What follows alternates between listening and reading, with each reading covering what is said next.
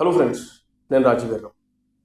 Janasena party సేనాతో సేన అని విశాఖపట్నంలో 28వ తారీఖు నుంచి నిన్న 30వ తారీఖు వరకు చాలా అద్భుతమైన ప్రోగ్రాం చేశారు. నాకు తెలిసి జనసేన పార్టీ 10 ఏళ్ల ప్రస్థానంలో one of the best programme ఇది సేనాతో సేన అని. ఎందుకంటే కార్యకర్తలతో మమేకం అవ్వడం, కార్యకర్తలు చెప్తున్నవి వినడం, నాయకులు వాళ్ళ గ్రాస్ రూట్లో వాళ్ళ మండల స్థాయి, గ్రామ స్థాయిలో జరిగేటువంటివన్నీ పవన్ కళ్యాణ్ గారి దృష్టికి తీసుకురావడం అనేది చాలా మంచి విషయం. ఎప్పటి నుంచో చాలామంది కోరుకుంటుంది ఇది కూడా ఇదే. పవన్ కళ్యాణ్ గారికి చాలా విషయాలు తెలియదు, విలేజ్లలో జరిగేటివి తెలియదు, కాన్స్టిట్యున్సీ వైజ్గా ఏం జరుగుతుందో ఆయన దృష్టికి తీసుకెళ్లాలంటే మధ్యలో ఉన్న వాళ్ళు అడ్డుకట్టలు వేస్తున్నారు, ఆయన దగ్గరికి రానివ్వకుండా చేస్తున్నారు అనేది చాలామంది జన సైనికుల్లోనూ కింది స్థాయి నాయకుల్లో ఉన్న మాట. అయితే ఇలాంటి కార్యక్రమం చేయడం వల్ల కార్యకర్తలకు అధినాయకుడికి మధ్యన ఒక గ్యాప్ లేకుండా అది ఫుల్ఫిల్ అయ్యడానికి ఒక బెస్ట్ ప్రోగ్రాం నిన్న సేనాతో సేన అని జరిగింది. వాస్తవానికి నా దృష్టిలో the best meeting Pawan Kalyan గారిది అంటే 2014లో జనసేన పార్టీ హైదరాబాదులో ఆవిర్భావం జరిగిన రోజున ఆయన మాట్లాడిన స్పీచ్ నా దృష్టిలో అప్పటికి ఇప్పటికీ ఎప్పటికీ అది వన్ ఆఫ్ ద బెస్ట్. ఇంకా అది ఎంతో మందిని ఇన్స్పైర్ చేసింది. అరే వా, ఒక అద్భుతమైన నాయకుడు వస్తున్నాడు, ఇలాంటి వ్యక్తి కోసం మనం భుజం కాయాలి అని అనిపించిన రోజు ఆ రోజు. ఇక ఆ తర్వాత నా దృష్టిలో చాలా ఇబ్బందికరమైన ఒక మీటింగ్ ఏదైనా ఉంది అంటే ఆ రోజున చిత్రాడలో జరిగిన ఈ సభ విచిత్రంగా జరిగింది, విమర్శల పాలైంది. ఎందుకంటే ఈ సభకి ముందు బాగా స్ప్రెడ్ అయింది ఏంటంటే జనసేన అధినేత పవన్ కళ్యాణ్ నాయకులకు, కార్యకర్తలకు దిశానిర్దేశం చేయబోతున్నారు అని పెద్ద ఎత్తున జనాల్లోకి పంపించారు. అందులోనూ గెలిచిన తర్వాత జనసేన పార్టీ అద్భుతమైన విజయం సాధించుకున్న తర్వాత 21 మంది ఎమ్మెల్యేలు, 2 ఎంపీలతో, అందులోనూ పవన్ కళ్యాణ్ గారు ఒక డిప్యూటీ సీఎంగా ఎమ్మెల్సీలతో సహా అక్కడికి వచ్చి కూర్చొని ఒక బహిరంగ సభ చేస్తున్నారంటే అది నెక్స్ట్ లెవెల్లో ఉంటుంది. ముఖ్యంగా కార్యకర్తలకు ఒక అద్భుతమైన మెసేజ్ ఇవ్వబోతున్నారని అనుకున్నారు, కానీ అది వేరే జరిగింది. ఇక అంతకుముందు జరిగిన కొన్ని బెటర్.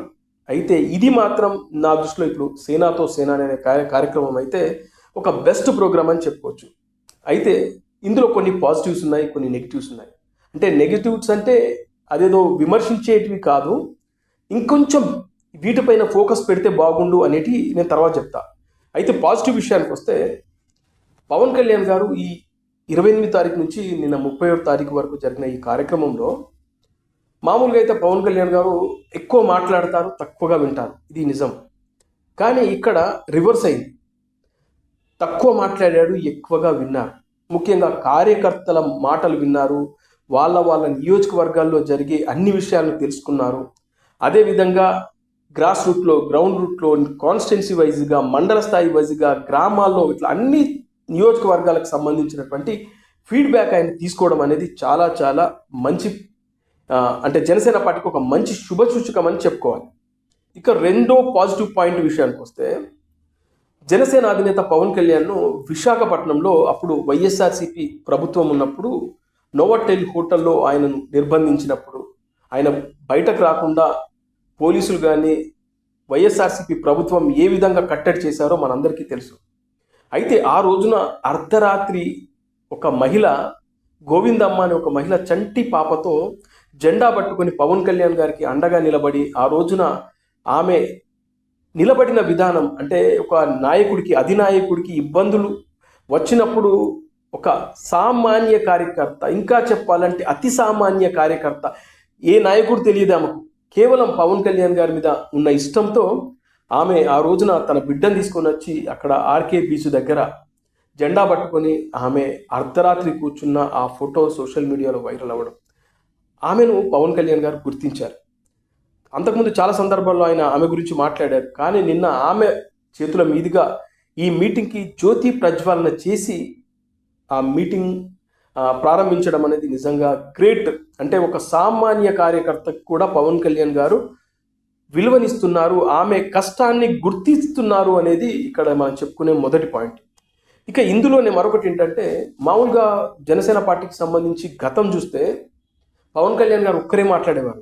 అది అప్పుడు నాయకులు, పెద్ద నాయకులు లేనప్పుడు, ప్రతినిధులు లేనప్పుడు నాదెళ్ల మనోహర్ గారు లేదంటే పవన్ కళ్యాణ్ గారు మాత్రమే మాట్లాడేవారు. కానీ ఇప్పుడు అట్లా కాకుండా నాయకులతో కూడా మాట్లాడిస్తున్నారు. కానీ ఈ మీటింగ్లో మాత్రం కేవలం కార్యకర్తలకు ఇంపార్టెన్స్ ఇచ్చారు. అది కూడా వాళ్ళు చూస్ చేసుకున్న వాళ్ళు, అంటే బాగా మాట్లాడతారు అనుకునే వాళ్ళు సోషల్ మీడియాలో కానీ వాళ్ళ వీడియోలు చూసో, లేకుంటే వాళ్ళు వీళ్ళకు అంటే వీళ్ళ టీంకి పలానా వాళ్ళు బాగా మాట్లాడతారు అనుకున్న వాళ్ళని సెలెక్ట్ చేసి నిన్న కార్యకర్తలతో మాట్లాడించడం, అంటే కొత్త ముఖాలతో మాట్లాడించడం అనేది నిన్న ఇది ఒక మంచి ప్లస్ పాయింట్. ఎందుకంటే ఎంతసేపు నాయకులు మాట్లాడడం, అధినాయకులు మాట్లాడడం కాదు, కార్యకర్తలు కూడా మాట్లాడాలి కదా అని ఒక బెస్ట్ అనిపించింది నాకు నిన్న. ఇక తర్వాత నాకు బాగా అనిపించిన మరొక పాయింట్ ఏంటంటే, పవన్ కళ్యాణ్ గారు గ్రామ స్థాయి, మండల స్థాయి నాయకులతో కూడా నేను మమేకమవుతాను, సమన్వయం చేసుకుంటూ 1-to-1 కార్యకర్తలతో మాట్లాడి నా ఆఫీస్ నుంచే వాళ్ళకు దిశానిర్దేశం చేస్తాను. ఒక రకంగా కార్యకర్తలతో మధ్యలో ఎవరూ లేకుండా 1-to-1 వాళ్ళతో నేను మాట్లాడే ప్రయత్నం చేస్తాను అని చెప్పడం. అది కాకుండా ఒక కార్యకర్త, సార్ మీరు ఈ మధ్యకాలంలో కార్యకర్తలకు దూరంగా ఉంటున్నారు, అంతకుముందు మిమ్మల్ని కలవడానికి అవకాశం ఉండేది, ఇప్పుడు అవకాశం కూడా లేదు, మీరు కార్యకర్తలతో నెలకొకసారో 2 నెలలకొకసారో ఒక మీటింగ్ లాంటి అరేంజ్ చేయండి అని చెప్పడం.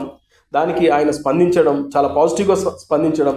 మరొకటి, కార్యకర్తల ఇళ్లలో కూడా మీరు వచ్చి భోజనం చేస్తే బాగుంటుందని ఆయన చెప్పడం, ఒక కార్యకర్త చెప్పడం.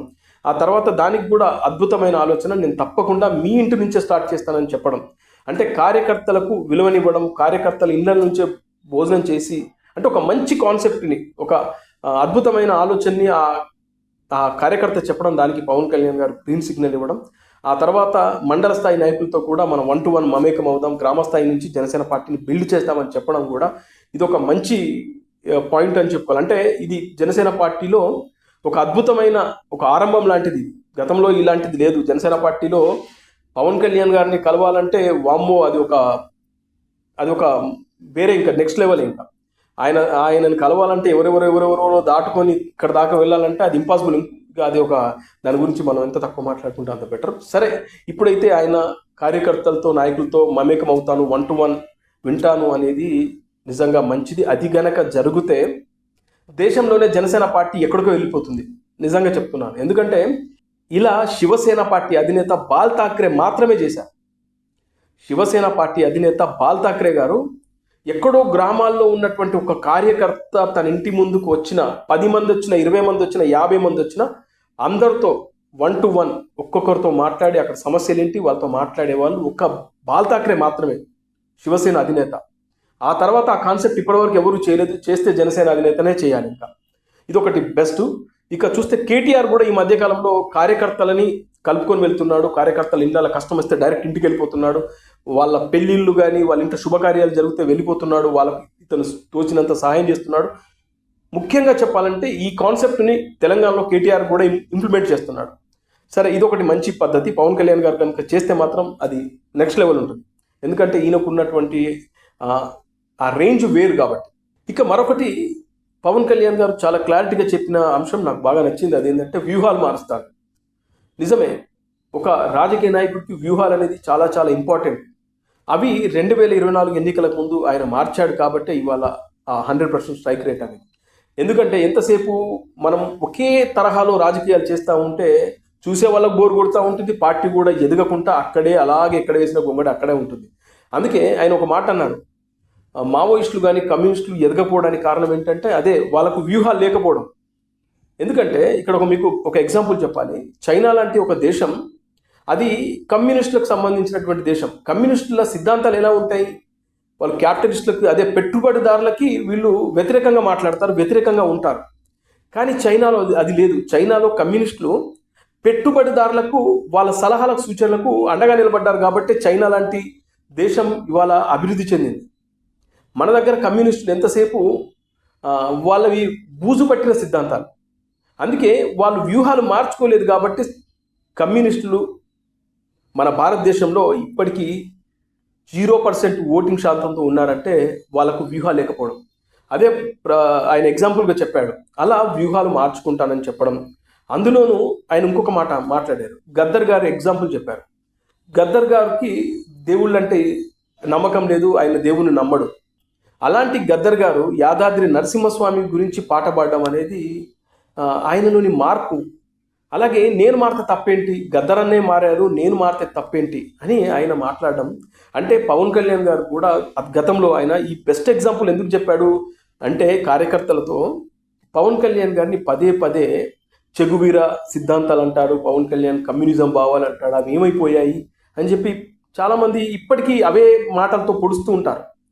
దానికి అలాంటి మూర్ఖులకు అర్థమయ్యేలా చెప్పడం కోసమే గద్దర్ లాంటి వ్యక్తి కూడా, దేవుణ్ణి నమ్మని గద్దర్ గారు కూడా దేవుణ్ణి నమ్మాల్సి వచ్చింది, ఆయన గురించి పాట పాడాల్సి వచ్చింది. అంటే ఇప్పుడు గద్దర్ గారే అంత కమ్యూనిజం భావాలతో ఉన్నటువంటి గద్దర్ గారే మారంగా నేనెందుకు మారకూడదు? అందుకే పవన్ కళ్యాణ్ గారు ఆయన ఇప్పుడు సనాతన ధర్మం అనే ఒక సిద్ధాంతాన్ని జనాల్లోకి బలంగా తీసుకెళ్ళడానికి కారణం ఆయనలోని మార్పు, ఆయనలోని వ్యూహాలే. అలా నా వ్యూహాలు మారుతూ ఉంటాయి, మీరు అర్థం చేసుకోండి అని చెప్పేది. ఇక మరో పాజిటివ్ కామెంట్ ఏంటంటే, గతంలో పవన్ కళ్యాణ్ గారు 2018లో ఒక కామెంట్ చేశారు. ఈ కామెంట్ చేసిన తర్వాత నేను ఒక వీడియో కూడా పెట్టడం జరిగింది. ఏంటి పవన్ కళ్యాణ్ గారు ఇలా మాట్లాడారు ఏంటి అంటే, ఆయన ఆ రోజున ఏం మాట్లాడారంటే, నా బలం చూసి మీ బలం అనుకుంటున్నారని కొంతమంది కార్యకర్తల్ని, నాయకులను ఉద్దేశించి ఆ రోజున ఆయన మాట్లాడాడు. ఇది 2018లో. అయితే ఆ రోజున చాలా విమర్శలు వచ్చాయి. ఇక సాక్షిలో కానీ, ఇక వైఎస్ఆర్సీపీ వాళ్ళు కానీ పెద్ద ఎత్తున దాన్ని బాగా వైరల్ చేశారు ఆ టైంలో 18లో. కానీ ఇప్పుడు ఆయన ఏమన్నారంటే, కార్యకర్తల బలమే జనసేన పార్టీ అన్నారు. నిజంగా ఇది అద్భుతం. ఇది ఆయనలో వచ్చిన మార్పు అని అనుకుంటాను. ఎందుకంటే ఆ రోజున ఆయన నా బలం చూసి మీ బలం అనుకుంటున్నారంటే, నేను ఆ రోజున ఏమన్నానంటే, అయ్యా పవన్ కళ్యాణ్ గారు, కార్యకర్తలు నాయకులు లేకపోతే మీరెక్కడి నుంచి లీడర్ అవుతారండి? అది కాదు, కరెక్ట్ కాదు. మీరు కార్యకర్తలు ఉన్న పార్టీయే. ఇప్పుడు క్రియాశీలక సభ్యత్వాలు ఈ రోజున జనసేన పార్టీకి 12 లక్షలని ఆయన గర్వంగా చెప్పారు. ఒకప్పుడు ఇదే జనసేన పార్టీకి లక్షలేవు. అంటే ఆయన చెప్పినట్టు 150 మంది క్రియాశీలక సభ్యులతో జనసేన పార్టీ మొదలైంది. అలాంటిది ఇవాళ 12 లక్షల మంది కార్యకర్తలు వచ్చారంటే, ఆ 12 లక్షల కార్యకర్తల బలం ఇవాళ జనసేన పార్టీ. అందుకే ఆ రోజున ఆయన చేసిన కామెంట్, నా బలం చూసి మీ బలం అనుకున్నారు అన్నారు కదా, ఇవాళ ఆ మాట మాట్లాడలేదు. మీ బలమే నా బలమని ఆయన అంగీకరించారు. ఇది పవన్ కళ్యాణ్లో వచ్చిన మార్పు. అందుకే నాకు ఇది బాగా అనిపించింది. ఇక మరీ అందరికీ బాగా నచ్చింది, నిన్నటి నుంచి సోషల్ మీడియాలో బాగా వైరల్ అవుతుంది కూడా ఇది ఏంటంటే, మామూలుగా పవన్ కళ్యాణ్ గారు ఈ గెలిచిన తర్వాత ఈ 1.5 yearలో, అంటే ఈ 14 నెలల్లో ఎప్పుడు మాట్లాడినా కూడా పవన్ కళ్యాణ్ గారు చంద్రబాబు నాయుడు గారు వీరుడు, చంద్రబాబు నాయుడు గారు శూరుడు, చంద్రబాబు నాయుడు గారు ఆలోచనలు, సిద్ధాంతాలు అని మాట్లాడడం చాలామందికి నచ్చట్లేదు. అరే, మనం గతంలో ఇదే చంద్రబాబు నాయుడు గారిని విమర్శించాం, మరి అదే చంద్రబాబు నాయుడు గారి గురించి ఎక్కడలేని పాజిటివ్గా, ఎక్కడలేని అద్భుతం, ఆయన తప్ప మరొకరు లేరు అనే విధంగా ఈ మధ్యకాలంలో మాట్లాడుతుండడం అనేది చాలామంది విమర్శలు చేస్తూ ఉన్నారు. అయితే ఈ మీటింగ్లో ఎక్కడ కూడా పెద్దగా 1-2 సార్లు మాత్రమే చంద్రబాబు నాయుడు గారి గురించి టాపిక్ వచ్చింది. అది కూడా పరిపాలన విధంగా మాత్రమే. అది చాలామందికి చంద్రబాబు నాయుడు గారు లేని ప్రసంగం పవన్ కళ్యాణ్ గారి నోటి నుంచి 14 నెలల తర్వాత అంటూ పోస్టులు పెడతా ఉన్నారు. ఇది ఒక పాజిటివ్. ఎందుకంటే మన పార్టీ గురించి, మన రాజకీయం గురించి, మన వ్యూహాల గురించి, మన సేనానితో మన సేన అని మనం మాట్లాడుకునేటప్పుడు పక్క పార్టీల గురించి ఎందుకు అనేదే ఇక్కడ నాకు అనిపించింది. అందుకే ఈసారి పవన్ కళ్యాణ్ గారు చంద్రబాబు నాయుడు గారు టాపిక్ లేని ప్రసంగం చేశారు. అదేవిధంగా మరికొన్ని పాజిటివ్ విషయాలు కూడా మాట్లాడడం, కార్యకర్తలకు ఉత్సాహాన్ని నింపడం, కార్యకర్తలు బలంగా పోరాటం చేయాలి, అప్పుడే మన పార్టీ బలంగా ముందుకెళ్తుందని చెప్పడం, ఎక్కడ కూడా మనస్పర్ధాలు లేకుండా, ముఖ్యంగా తెలుగుదేశం పార్టీతో ఉన్నటువంటి చిన్న గ్యాపులు ఉన్నాయి, ఆ గ్యాపులు కూడా మనం ఫుల్ఫిల్ చేద్దాం, పార్టీని ముందుకు తీసుకెళ్దాం, రానున్న రోజుల్లో జనసేన పార్టీ దేశంలోనే one of the best party అయ్యేలాగా మనం కష్టపడదామని చెప్పడం. అది కాకుండా ఒరిస్సా, కర్ణాటక, మహారాష్ట్ర, తమిళనాడు నుంచి వచ్చినటువంటి జన సైనికులను ఉద్దేశించి అక్కడ కూడా పార్టీని మనం వీలైతే బిల్డ్ చేసే అవకాశం ఉంటే తప్పకుండా అది ఆలోచిస్తానని చెప్పడం. ఇలా కొన్ని పాజిటివ్స్ అయితే డెఫినెట్గా మునుపెన్నడూ లేని విధంగా ఉన్నాయి. ఈసారి మాత్రం పవన్ కళ్యాణ్ గారు చాలా తక్కువగా మాట్లాడి ఎక్కువగా విన్నారనేది నేను అనుకుంటున్నాను.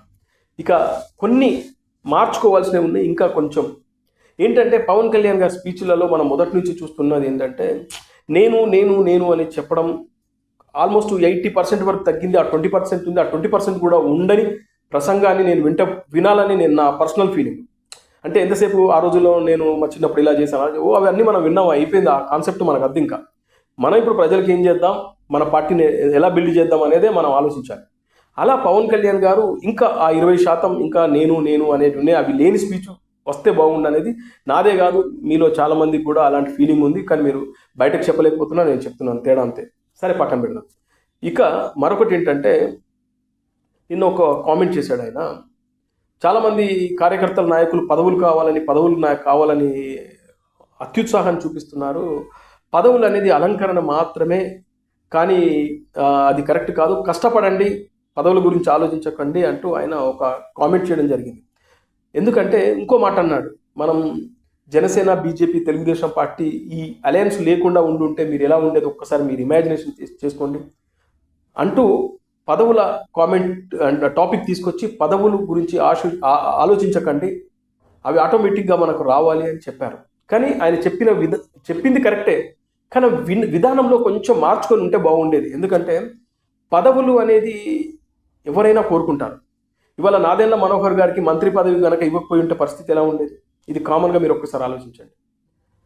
అదేవిధంగా చాలామందికి వాళ్ళ పదవులు రాకపోతే ఖచ్చితంగా డిసప్పాయింట్ అవుతారు. పదవులు రాని వాళ్ళు విమర్శలు మరో రకంగా చేస్తారు. ఎవరైనా పదవుల కోసమే, అది ఏ స్థాయి వ్యక్తి అయినా కూడా. ఒక కార్యకర్త వార్డు స్థాయిలో ఒక అధ్యక్షుడు కావాలని కోరుకుంటాడు. వార్డు స్థాయిలో ఒక కార్యకర్త నుంచి ఆయన అంటే ఈయన చెప్పినట్టు, పవన్ కళ్యాణ్ గారు చెప్పినట్టు మెంబర్షిప్ టు లీడర్షిప్ అని చెప్పారు ఆయన. అంటే ఒక కార్యకర్త నుంచి లీడర్గా ఎదగాలనేది ఎవరైనా కోరుకుంటారు. ఎంతసేపు వార్డులో ఒక కార్యకర్తగా ఉండాలని కోరుకోడు. ఆ వార్డులో ఒక అధ్యక్షుడా, కార్యదర్శి, లేదంటే సహాయ కార్యదర్శి, వైస్ ప్రెసిడెంట్ కావాలని ఒక వార్డులో ఉన్న కార్యకర్తకి అలా ఉన్నప్పుడు ఒక మండల స్థాయి నాయకుడికి ఖచ్చితంగా ఏదో పదవి కావాలని కోరుకుంటారు. అది తప్పే కాదు. అలా లేకుండా ఎవరు కూడా ఈ దేశ చరిత్రలో రాజకీయాలు చేయలేరు. ఏ ఆశ లేకుండా ఎవరు చేయలేరు, అది సత్యం. అలా అది చెప్పే విధానం కనుక కొంచెం వేరేలా ఉండుంటే దీనిపై విమర్శలు వచ్చాయి. ఎందుకంటే చాలా వెబ్సైట్లు పాయింట్అవుట్ చేసి మాట్లాడిన మాటలు చాలా వెబ్సైట్ రాశాయి. పవన్ కళ్యాణ్ గారు ఆయన కార్యకర్తలకు పదవుల గురించి ఆయన కొన్ని విమర్శలు చేశారు అని చెప్పేసి వాళ్ళు రాశారు. అయితే ఆయన చెప్పాల్సింది ఏంటంటే, కష్టపడండి, ఖచ్చితంగా మీకు పదవులు వస్తాయి, ప్రతి ఒక్క కార్యకర్తకి పదవి రావాలని నేను కోరుకుంటున్నాను, నేను గుర్తిస్తాను, మీకు పదవులు ఇస్తాను అని చెప్పేసి ఇట్లా ఆయన కొంచెం పాజిటివ్ వేలో చెప్తుంటే ఈ కాంట్రవర్సీ ఏదైతే చిన్న కాంట్రవర్సీ ఉందో, ఈ విమర్శ ఉందో అది పోయేది.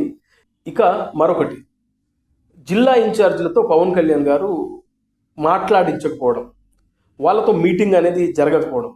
కార్యకర్తలతోనే మీటింగ్ జరిగింది కానీ జిల్లా ఇన్ఛార్జీలు, మండల స్థాయి ఇన్ఛార్జీలతో పవన్ కళ్యాణ్ గారు మాట్లాడలేకపోవడం, వాళ్ళను పిలిపించుకొని వాళ్ళ మండల స్థాయి కానీ జిల్లా స్థాయి జరుగుతున్న ఏవైతే ఉన్నాయో అక్కడ పార్టీ పరంగా కానీ లేదంటే అటు తెలుగుదేశం పార్టీతో కానీ అక్కడ మధ్యన చిన్న చిన్న సమన్వయ లోపం ఏదైతే ఎక్కడైతే ఉందో అవన్నిటినీ పవన్ కళ్యాణ్ గారు వాళ్ళతో ఇది ఎవరైతే ఇన్ఛార్జీలను పిలిపించుకొని మాట్లాడి ఉంటే బాగుండేది. ఎందుకంటే కొంతమంది ఇన్ఛార్జీలు చెప్తుంది ఏంటంటే, మేము జిల్లా స్థాయిలో మేము డబ్బులు ఖర్చు పెడతాం, పార్టీ కోసం మేము నిలబడతాం, అలాంటి మాతోనే పవన్ కళ్యాణ్ గారు మాట్లాడకపోవడం అనేది మాకు బాధ కలిగించింది, మాట్లాడి ఉంటే బాగుండేది మేము అని చెప్పేసి కొంతమంది మాట్లాడుతున్నారు. అది ఒక్కటి కనుక జరిగి ఉంటే ఇంకా బాగుండేది. ఇక అది కాకుండా ఆయన మరొక మాట కూడా మాట్లాడారు, ఇది కూడా కొంచెం డిఫరెంట్గా మాట్లాడితే బాగుండేది. ఆయన అన్నది ఏంటంటే, సత్తా ఉన్నవాడే నాయకుడిగా నిలబడతాడు. అంటే ఇక్కడ సత్తా అంటే ఏంటి? అది డబ్బువా, లేదంటే పోరాటం చేసే తత్వమా, లేకుంటే ఈ రెండు ఉండాలా అనేది ఒక క్లారిటీ లేకుండా పోయింది. ఎందుకంటే ఒకవేళ సత్తా అంటే చాలామంది ఏమనుకుంటున్నారంటే డబ్బున్నోన్నే పవన్ కళ్యాణ్ గారు గుర్తిస్తారా? అంతకుముందు రబ్బర్ చెప్పుల రాజకీయం అన్నారు, అది మర్చిపోయి ఇప్పుడు సత్తా ఉన్నవాడినే రాజకీయ లీడర్గా నిలబడతాడంటే సత్తా అంటే ఏంటి అనే క్వశ్చన్ కూడా వస్తూ ఉన్నాయి. ఇది కొంచెం ఆయన వివరంగా చెప్పుంటే బాగుండేదేమో అని నాకు అనిపించింది. ఎందుకంటే ఇప్పుడు వ్యూహాల్లో భాగంగా ఇది కూడా అనుకోవచ్చు కదా. ఇప్పుడు ఆయన చెప్పిన వ్యూహాల్లో రబ్బర్ చెప్పుల రాజకీయం అన్నాడు. మనం ఎంతసేపు రబ్బర్ చెప్పుల రాజకీయం మంచిదే, కానీ అలా ఉంటే మనం గెలవట్లేదు. ఒకసారి ట్రై చేసాం రబ్బర్ చెప్పుల రాజకీయం, కానీ గెలవలేకపోయాం. కానీ దాన్ని ఆయన సత్తా ఉన్న నాయకుడు అంటే నా దృష్టిలో ఇలా పోరాటం చేయాలి, ఇలా అని చెప్పాలి. కానీ జనాలు ఏమనుకుంటున్నారంటే డబ్బున్న వాడే నిలబడతాడు, వాడే లీడర్ అవుతాడు అనే విధంగా ఇది నెగిటివ్ కోణంలో వెళ్తుంది. ఇది కొంచెం వివరంగా చెప్పుంటే బాగుండేదేమో అనిపించింది. ఇక ఫైనల్ లాస్ట్ 15 సంవత్సరాల పాటు కూటమి ఉంటుంది అని ఆయన చెప్పారు.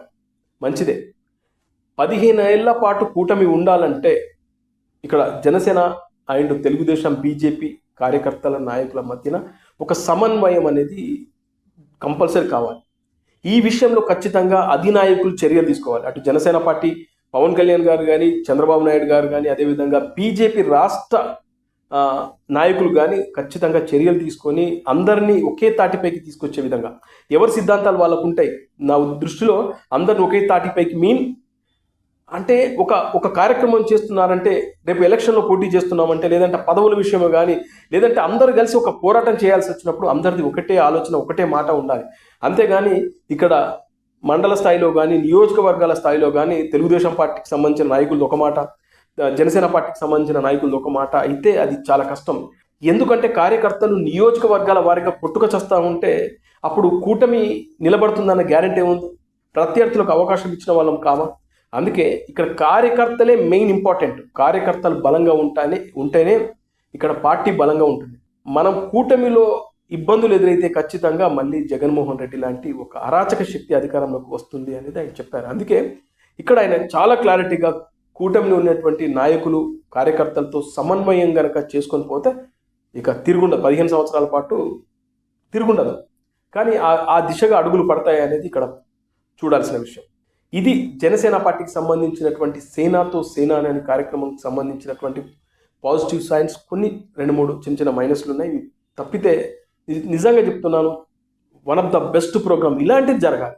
ఇలా జరిగితే ఖచ్చితంగా జనసేన పార్టీకి కానీ ముఖ్యంగా కార్యకర్తలు అనేదే ఇక్కడ ఇంపార్టెంట్. ఏ పార్టీకైనా కార్యకర్తలు ఇంపార్టెంట్, ఏ హీరోకైనా అభిమానులే ఇంపార్టెంట్. అలా ఒక నాయకుడైనా ఒక సినిమా స్టార్ అయినా నిలబడుతున్నాడంటే ఖచ్చితంగా అభిమాన గణం కార్యకర్తలే. వాళ్ళనే విస్మరిస్తే ఎంతటి వ్యక్తులైనా ఖచ్చితంగా కిందికి రాక తప్పదు. ఆ విషయాన్ని పవన్ కళ్యాణ్ గారు గుర్తించారు కాబట్టే ఇవాళ సేనాతో సేన అనే కార్యక్రమం చేశారని నేనైతే అనుకుంటున్నాను. ఫ్రెండ్స్, ఈ వీడియో నచ్చినట్లయితే హైప్ చేయండి. కామెంట్ సెక్షన్ పక్కన 2 డాట్స్ ఉంటాయి. లెఫ్ట్ సైడ్ స్వైప్ చేస్తే హైప్ దిస్ వీడియో అని కనబడుతుంది. ప్లీజ్ హైప్ చేయండి. దానివల్ల మరికొంతమందికి ఈ వీడియో వెళ్తుంది.